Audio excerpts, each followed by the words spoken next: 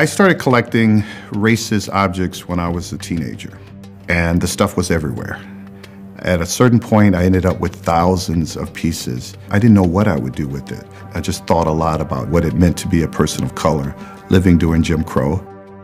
Had no intention of creating a museum, but the collection kept growing. So in the 1990s, I gave my collection to the university. It took 15 years, but in 2012, we opened this museum. I have lots of respect for museums that celebrate African American history, that celebrate African American accomplishment, but that's not what this facility was. I wanted to create an actual racism facility, to have people focused on this specific topic in terms of our history. So if you just have a society with millions of just postcards like this, does that reinforce certain ideas about black people and white people? Some of the best discussions we have in the museum are about the word nigger, which sounds kind of weird, by the way, because I'm a sociologist and we don't believe words have any inherent meaning. They're just sound signs that we give. But we do believe that people, once the meanings are given, that they are shared. I mean, no piece is inherently racist. It's a racist society which will create racist objects and will racialize other objects. That's why the watermelon has a racial. There's nothing inherent about a watermelon that makes it racist, but you know darn well that it's been racialized. Someone looking at Aunt Jemima objects or other mammy images, they don't think of that as offensive. They think of good times spent with their families.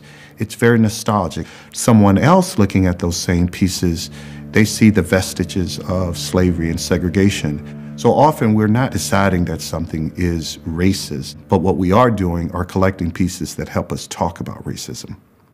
We have lots of friends of the museum, and we receive hundreds of pieces a year. The first director of the museum said to me one day, hey, there's a couple guys I want you to meet. Here we go. Here's some Jim Crow related materials. These are the dolls. And some of them are older, some are newer. These are like 1950s. This is male cute. and female. Yeah, those are really interesting. They are. Our group of friends were all collecting this because we realized what it said about our society and what it said about where we were in the past and where maybe we still were. When we met David Pilgrim and the whole Jim Crow Museum and all of that, it was like, finally, there's a place where we can put this. A sense of relief that we could let go of these objects so other people could learn from it. We have some understanding of bigotry. We have some understanding of being the outsider or not being accepted or being told that we are not welcomed, we can't be accepted, you have no place here. I think because we've experienced that in our own lives, because we're gay, there's a little transference there to trying to help understand the even bigger question of bigotry and then likewise racism.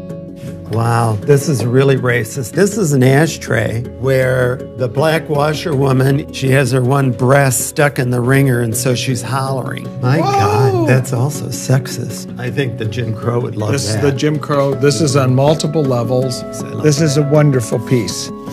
Once we finally discovered the Jim Crow Museum, it gave us more impetus to go out and find, collect, save. They now have at least 500 things from us. By collecting those things, we get a broader picture of how racism continued all the way up into the 60s and 70s and still continues. I've seen things about President Obama that were horrible. I think people who go to the Jim Crow Museum are often surprised when they see something from 2015 as racist as many of the things from 100 years ago. And we've had friends who are a complete mess after they've left because suddenly they've been confronted with the truth. For many years when I traveled, I would say that the United States, despite this history of enslavement and Jim Crow, that we are today more democratic and more egalitarian than we've ever been. And I stopped saying that about 2 years ago. I'm not suggesting that we are back in the Jim Crow period. Don't get it twisted. It's not like that. But what I am saying is I hear and see a level of racist rhetoric that is reminiscent of when I was growing up in Alabama under Governor George Wallace. People say they don't want to talk about race, but they're doing it all the time. But they're not talking about it in places where their ideas can be challenged.